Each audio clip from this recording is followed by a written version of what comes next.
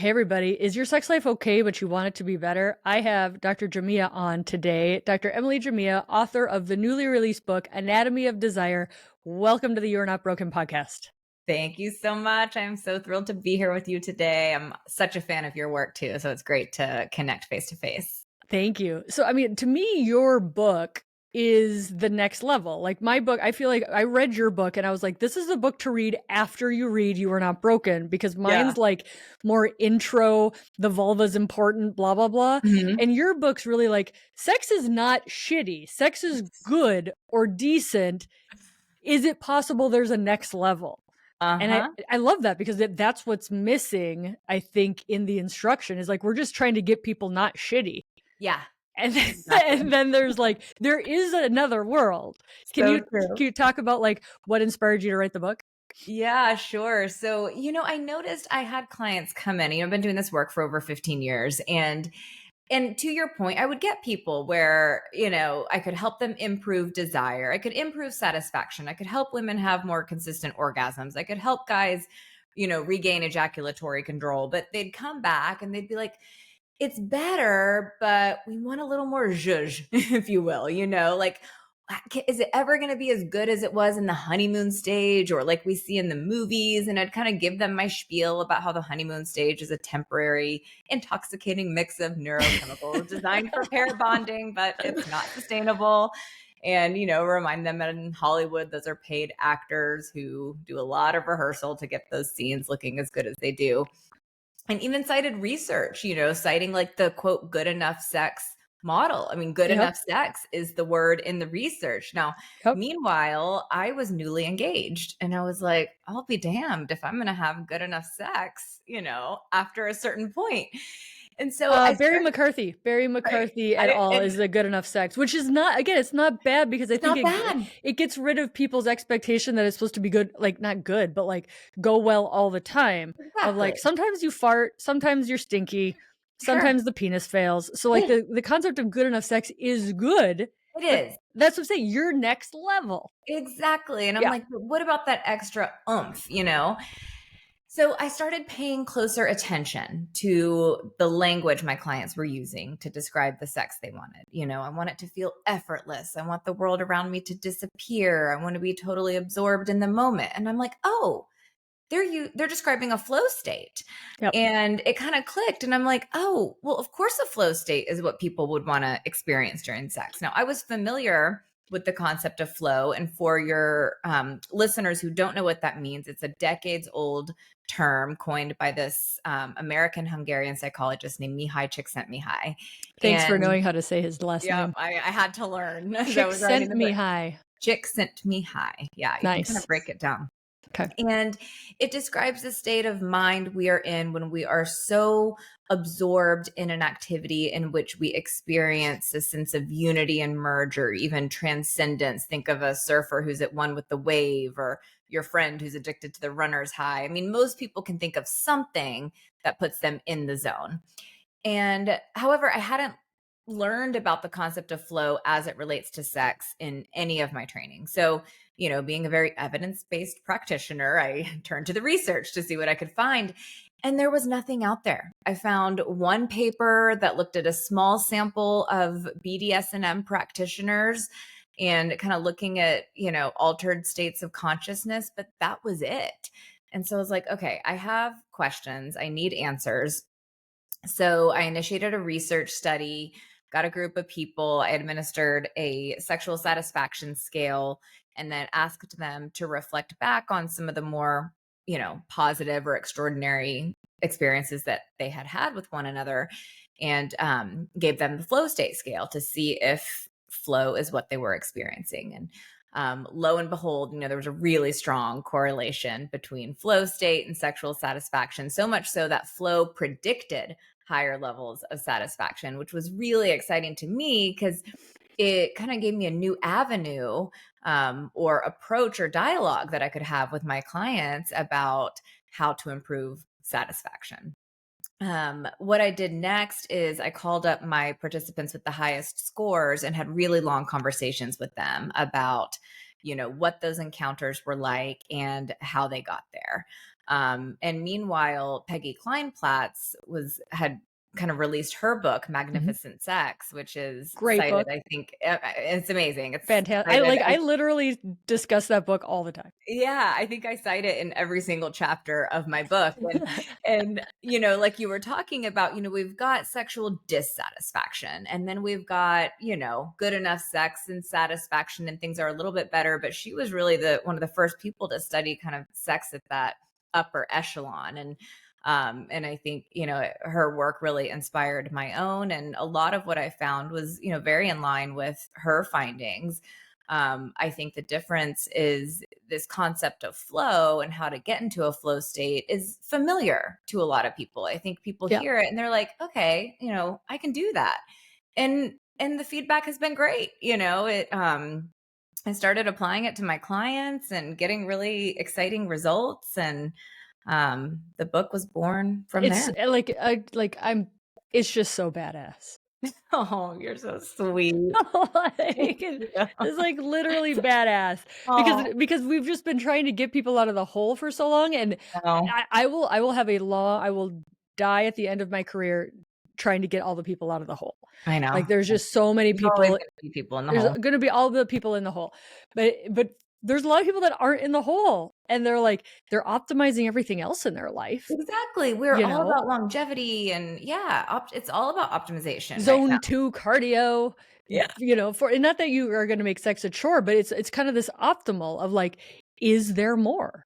Right. Is there more? And, like, Mhm. I always say we didn't get sex ed, we certainly didn't get adult sex ed, but, like, if sex is good, the next natural question is there more? Yeah. And it doesn't have to be, like, completely breaking out of your monogamous long term. Like, people are like, "You know what we need? We need to be poly. Yeah.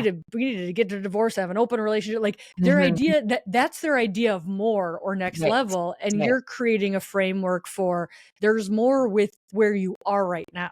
Exactly. Yeah. And we know from the research that's coming out in the poly community and people who have open relationships. I mean, you need a really solid primary relationship in order for that to work well. I think and Interesting. yeah, and instead, people are deciding to open up as a band-aid for, dysfunction in their primary relationship, which I don't recommend. And, and I That's kind of actually like a no shit right, I know. thing, I but, know. like, Like, it needs to be our said. relationship is falling apart. Let's have a baby. Let's open things up. Let's get a puppy. Yeah. Like, So, maybe just no. add things until my husband says, Yeah. most people just keep adding things until something breaks. Exactly. Exactly. And so, I think that there are definitely people in open relationships who are having sex at that optimal level and who kind of draw from that new relationship energy. But, having a secure attachment to your primary partner, having stability and security there, regardless of whether you're monogamous or not, is such a core foundation, Oh my god, it's huge. you Let's know? talk about safety because I think like, your next book, my next book, the next book could be about safety. Yeah. Because I think it is completely overlooked and Hmm. I'll gender stereotype for a little bit, but, like, feel free to expand. Women need to feel safe. They need Hmm. to feel safe in their relationship, safe in their body, safe with their partner, safe before you can say sex can be good. Exactly. And that's not in any sex ed that we got. Mm-mm. No, you are 100% right. It is the foundation. One of the most interesting elements of flow. So there's 8 core components of flow. You don't have to have all 8 at the same time, but one of them is called the paradox of control. And I love this one because what I hear time and again, as I'm sure you do, is from women in particular struggling with an ability to surrender during sex. So they'll say things like, I just can't let go, you know? And what I like to remind them, and what the paradox of control is all about, is that surrender and control are not mutually exclusive. In fact, you cannot surrender if you're not also in control. I use a snow skiing analogy a lot. Like, I can fly down, well, fly might be an overstatement, but I can have a great time going down a blue. And I always try to push myself, at least a couple of times on a black. And the deal is I can't surrender to the experience of skiing because I'm either too in control of my skis or I feel like I'm totally losing control, right? So control on either side of the extreme is not going to allow you to surrender.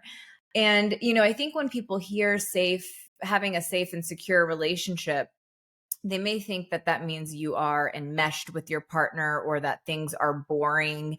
And, that couldn't be farther from the truth. It's when we have that security that we actually feel freer to explore the Mhm. world around us. Mhm. We see this in kids Totally. as well And as kids. adults. So, I find that, and this was reflected in my research too, people could be the most sensual, the most curious person in the world, have really high scores on those assessments. This was in another study I did. But if they didn't have a secure relationship, their sexual satisfaction scores plummeted. So you It's have to like have, 101. yeah. I mean, I think from desire to arousal to all those like, components of female sexuality, if safety is not there, Hmm. you're talking about like unobtainable things. Right. So what can women do to feel safe? What can maybe male partners do to help their partner feel safe? What are some Hmm. basic safety tips? Think you've got to remove any judgment or shame. You have to feel like you can express yourself and that your partner is not just creating a safe place for you to open up, but also genuinely curious about what you have to say, that they want to understand and get to know you and work collaboratively together to, make any tweaks that you need to the sexual experience so that you can get to that place of surrender and letting go. And I think women need to be very clear with their partners that, they won't be able to enjoy the sexual experience if that's not there, you know? 100%. I mean, it It- comes back to communication, right? Like yeah, if you don't feel safe, first of all, understanding that, having the words for you to say that, and right. then being able to communicate that with somebody else, like if you didn't realize you weren't safe, they're not going to know. Exactly. Exactly. And, I always like to remind again, we're kind of using gendered language here and heteronormative language, but, I always like to remind my male partners, like, it's in your best interest. If you want more frequent sex, if you want better quality sex, like, listen to her, listen to what she's saying, do and say the things that make her feel seen and heard and loved by you, because only then is she going to be able to get out of her head and into her body and be completely focused and absorbed in the moment the way maybe it's a bit easier for you to do. Yeah, I love it. I think safety, and then the second one, the subsidy. If safety is A, then this might be A1 is the role of being connected and Oh, yeah. feeling connected to your partner. And if you're not Mhm. connected, I always joke like there's two people living in the same house, the one who Yeah. uses sex to get connected and the one who needs to be connected to have sex, and they Right. don't know that that's how the other one functions. And so then there's Exactly. like no intimacy. Talk Right. about the role of like maybe some advice of like how to feel connected. I think this myth of like if you were connected once, you should just always be connected, and that's not how it works. No, you can't have a set it and forget it mentality. The last chapter of the book is all about attunement, and the metaphor I use here is, a pair of ballroom dancers that appears to glide across the floor as one unit. She knows as soon as he begins to raise his arm what that's signaling her body to do. That doesn't happen if they're not practicing on a semi-regular basis. And, if you were to swap in a completely new partner, you wouldn't see that level of synchrony. And so I do think, and there's actually really interesting research kind of new coming out around attunement and sexual satisfaction. Bridget Feinhart is kind of spearheading this, finding that couples who are more attuned, outside the bedroom, experience greater levels of satisfaction and sexual synchrony inside the bedroom. And, what that comes down to, I think, is spending quality time together off the devices. I tell my couples to, initiate like a daily, weekly, quarterly ritual where they can just give each other, one-on-one undivided attention. You have to do that in order to get that physiological synchrony that I'm talking about. I mean, we know from her research and other studies that are coming out around this that our nervous systems actually sync up heart rates will start beating around the same pace, respiratory systems start, your breathing levels are at the same pace.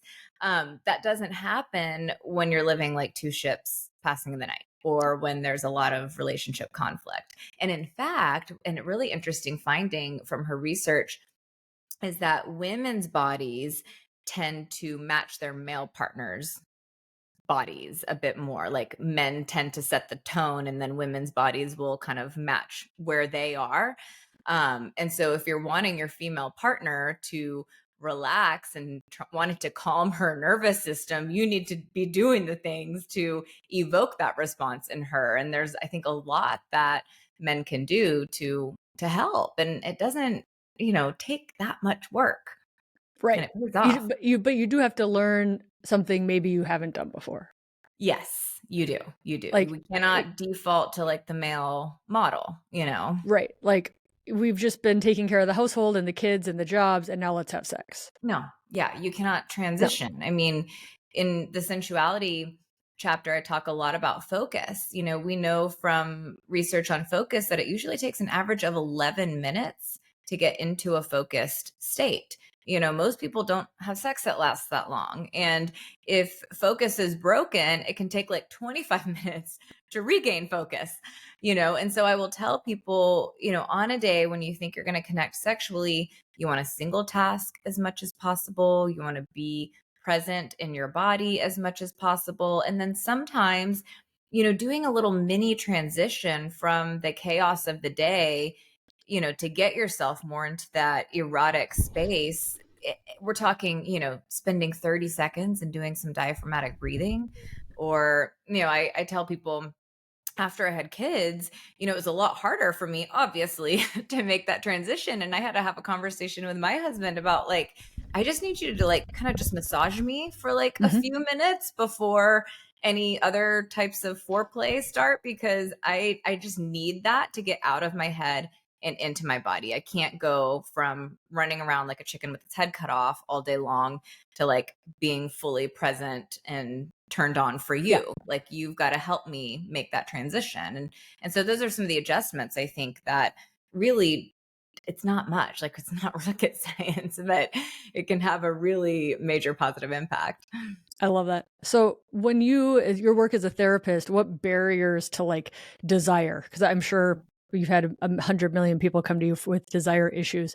Oh yeah. What are some common barriers to sexual desire that you see? Like, what are the themes that pop up, and how can we overcome these? If I had to narrow it down to like the biggest issue for couples, I would say complacency. People Nice. who just Yes. stop, because that covers so many things. I mean, getting complacent in your relationship, not taking the steps to prioritize sex. Of course, the obvious things, if there's a lot of relationship conflict, if there's body image issues, if there's of course, a history of trauma, things like that, that has to be worked out. But by and large, for the average couple, it is complacency. They just kind of stop trying, and they assume that great sex is going to happen automatically. Yeah, it And should just be easy. yeah, it should just be easy, Yeah. right? Yeah. I should just have like a nice fit body because I want to, right? Yeah, Yeah. that'd be No, awesome. doesn't work like that. Wouldn't that be nice? And I should just like desire vegetables. Yeah. Wouldn't that be lovely? Yeah. I don't know. I would Yeah. love to just sit here and desire vegetables. But how Like, good do we vegetables need are good to. for me, Yeah. right? Like, I Uh-huh. should just desire them. Right.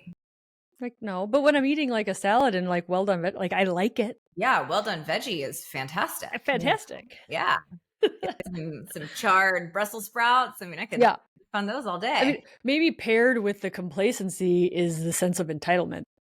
Oh yeah, for sure. Feeling like someone is entitled to sex, or of course, anyone having sex out of a sense of obligation, it's not good for anybody. Why don't we have more studies on that? There's a profound lack of studies on that. The studies that I've seen are in college students because it's easy to research them. Yeah. But in my practice, it's an epidemic of guilt sex, should sex, obligation sex, duty sex, whatever you want to call it. Yeah.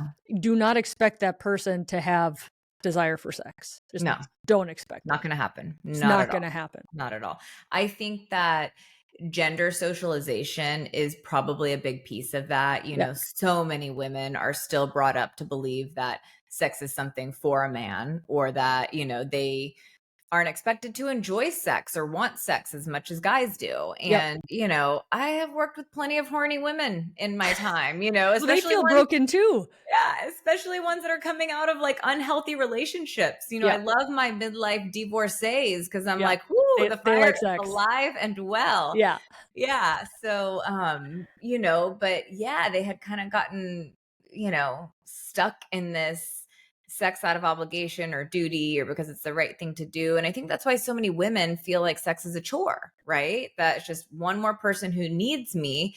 And I really try to shift the narrative, you know, for them to see sex as something that is wonderful and beneficial for them, you know, Yep. rather than having every star aligned so that you can then only then be in the mood for sex. Like, what if we shift our perspective and instead see sex as an opportunity to escape everything else, just like you would, you know, a great yoga class or lunch with a friend. Yep. Now, of course, it's got to be good quality sex, or else you It's won't got to see be it good that quality way. sex. Yeah. Yeah. Yeah. You say that in your book. You say, I show them how, by a simple reframe, they can see sex as an opportunity to escape their busy lives. When Yeah. you reframe that, are you blowing people's minds? Yeah. And there's resistance there Yeah. because Why? I think the belief is so deep and pervasive. And you know, gender equality is still something we struggle with today, you know, in Mm-hmm. 2025. Mm-hmm. And I think until we have more gender equality, it's probably, I mean, it just, sex is part of that. And I think that so many women are just going to, again, feel like it's more important to their male partners. But yeah, Yeah. we've got to shift their mind. But The yes, other thing, I just want to read, say his name again. Mihai Csikszentmihalyi. Uh-uh. Dr. C, There you we'll go. call him. So define flow in terms of these dimensions, which include challenge, skill, balance, the merging of actions with awareness, having clear task goals, unambiguous feedback, full concentration on the task at hand, a sense of control, a loss of self-consciousness, a perception of the transformation of time, and an autotelic or intrinsically rewarding experience.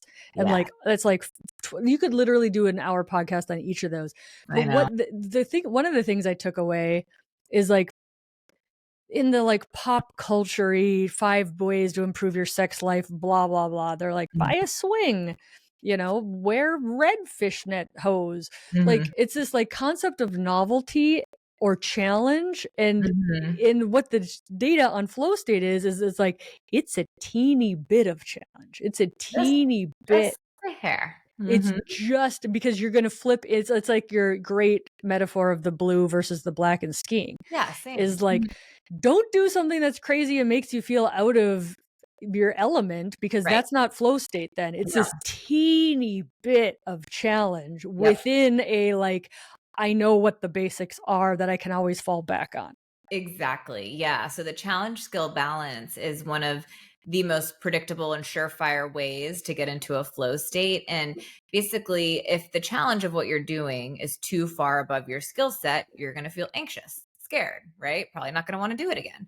If the challenge is too far below your skill set, you'll feel bored, you know, and this I think is where a lot of people land. Sex becomes predictable, routine, monotonous. And so they try to shake things up and they step way too far outside their comfort zones and end up in the anxiety category. Or in the ER with something stuck Yeah, somewhere. I mean, you just, yeah, you hear right. all kinds of things. So, yes, so this is really about, you know, you can think of something that's familiar and then make it more psychologically or emotionally interesting. Like, so many couples get bored with the kind of belly to belly, breathing in each other's ear missionary position, right? I don't Mhm. know about you, but like, I'm going to tune out. Of course, Mhm. I'm not going to be present and in a flow state like that. And, you know, as I was applying this model to one of my clients, and I wish this story had made it in the book because I think it brings it to life so well, but it was published already. But he said, instead, it was still the missionary position, but I experimented with things like taking her hands and pinning them over her head, Mhm. which kind of got her attention. It gave me a sense of dominance over her. Or, I would hold eye contact, which created kind of an intensity. Or, I would kind of maybe reach around and touch her backside in a way that I didn't usually do. So that adds an extra bit of stimulation. This is all within the missionary position, right? So there's so much, I think, nuance and opportunity for excitement, even when something's still familiar as well. Yeah. I think it's just a key teaching because Mhm. some people, like, they literally are like, let's upset the, apple cart Yeah, in trying to be like create novelty. And you're like, no, no, exactly. no. Flow state says 3% novelty, Yeah. 5% novelty. Do not go Mhm. above the 5% Nope. novelty Nope. or Nope. you'll maybe regret it. You'll get scared. Yeah, Yeah. exactly. Yeah, Exactly. I love it. The flow state is they talk about it a lot in surgery. So Mhm. surgery is like a classic flow state for Yeah. surgeons. And Yeah. like, there's lots in there about like, our surgeons ADHD and we're like really addicted to flow states and like what That hyper because focus. because our surgery is flow state, Oh, right? It's like sure. it's time, it doesn't matter what time it is. You're not on the clock. It can Yep. be you can years and years and years of practice, and then on one day you're just like, that was amazing, like that Yeah, was and yeah. you're You still forget like you have to pee, you forget you're hungry, like yeah, totally, you completely neglected like bodily functions, yeah. right? And so the sense of flow state to me really resonated because Mhm. surgeons spend a lot of time in flow states Oh, because for sure. that's what surgery is. Yeah, and look at all the training and preparation and everything that goes into that, the assistance, the tool. I mean, there's a lot of preparation. Yeah.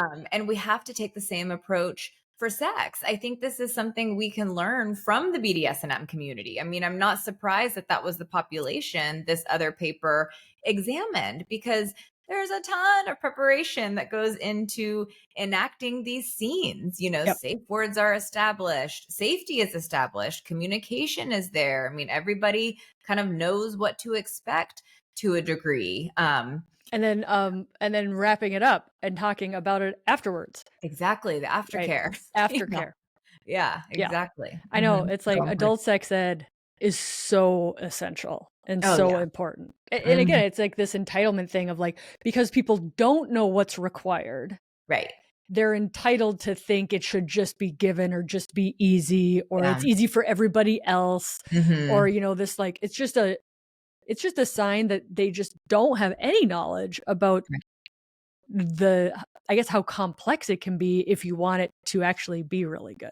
And it's like the Exactly. same thing with surgery. Like you do the Yeah. exact same surgery Hmm. for 20 years, but it's a little bit different every single time. And 4%. that's what keeps you going, you know? Exactly. So true. So true. There's a question that's thrown out in my professional community from time to time, which is, are good lovers born or made? And, most people say they're made. And I think there's a little bit of both. As I stepped back from my data and looked at these 5 themes that emerged, which are the 5 secrets in the book. So sensuality, curiosity, adaptability, vulnerability, and attunement. I'm like, we're born with these qualities. Any kid, babies explore the world in and through the 5 senses. 4-year-olds ask an average of 400 questions a day. I have one right now, so I can tell you that is a fact.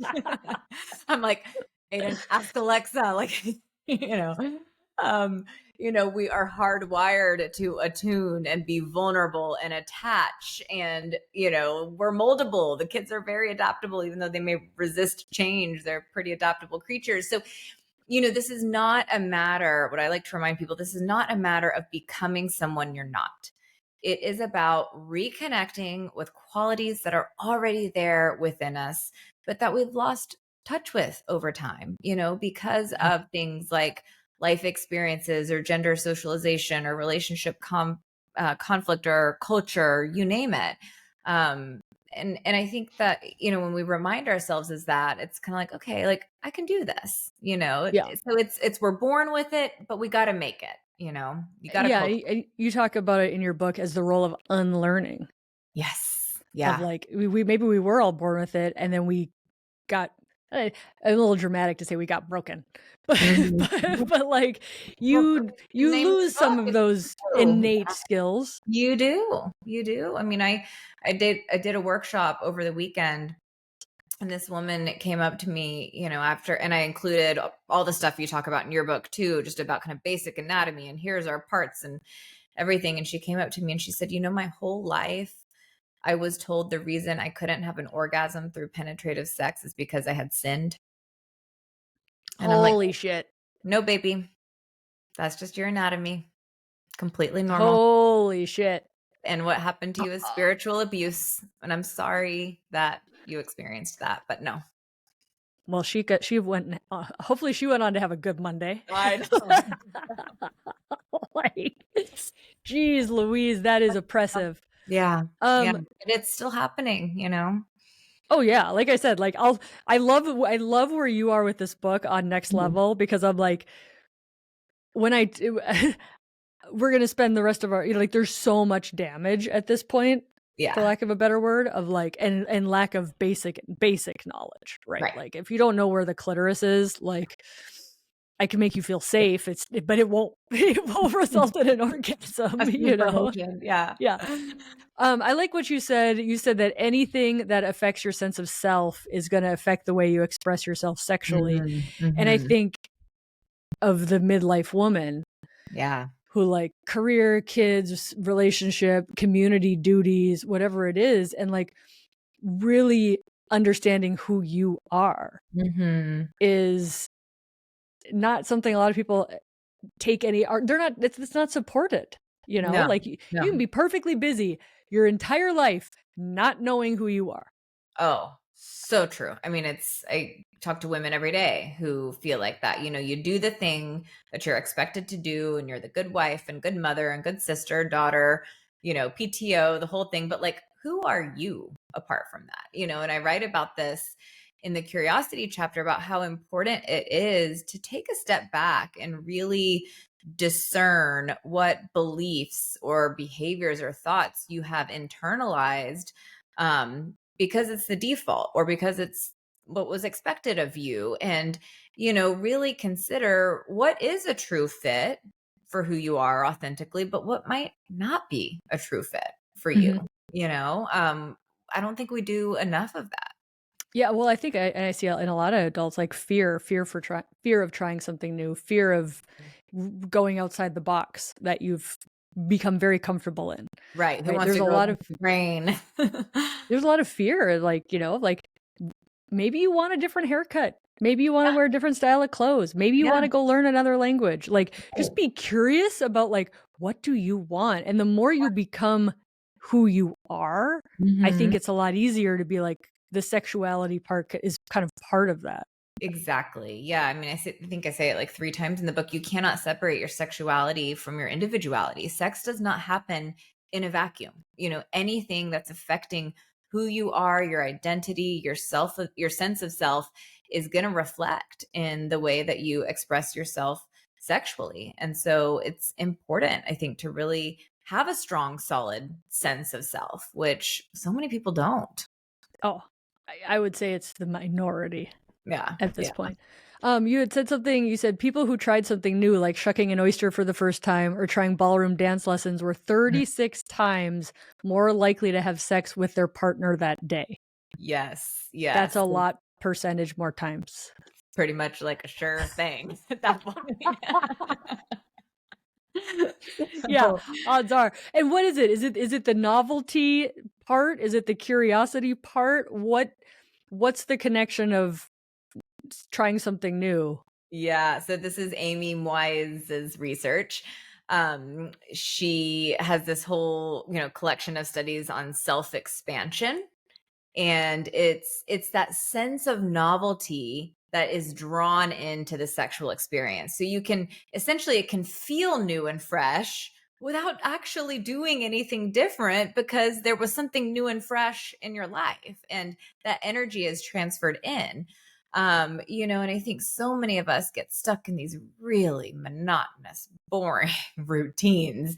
And it's so important, you know, every now and then to shake things up a little bit. And, you know, this doesn't mean you have to like backpack through Southeast Asia necessarily. I mean, there's, you know, look for a free class at your local university, or, you know, something online, or read a book in a genre that you don't typically read, and invite your partner to do the same and have a conversation about it. I mean, there's lots of little things I think that we can do um to keep our lives a bit exciting. You Mhm. know, I tell people, and that energy will, you'll feel it. I think that's part of the reason why vacation, one of many reasons why One of the vacation many, yeah. sex is so great, you know, because you're in a new place. It's, you know, The kind of a routine fresh hotel stressors room, the routine, the are in a stressors are different city. gone. Yeah. Exactly.